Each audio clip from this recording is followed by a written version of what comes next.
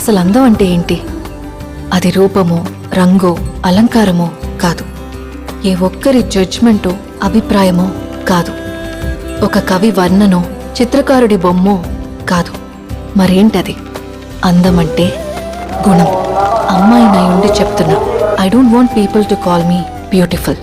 దాని బదులు నీది కష్టపడే తత్వం, నీలో కరుణ ఉంది, నీకు ధైర్యం ఎక్కువ, నువ్వు తెలివైన దానివంటే నాకు సంతోషం. Address us by our qualities. MS Subbulakshmi అంటే భక్తి, అందం కాదు. మదర్ తెరెసా అంటే కరుణ, అందం కాదు. ఐన్ ర్యాండ్ అంటే తత్వం, అందం కాదు.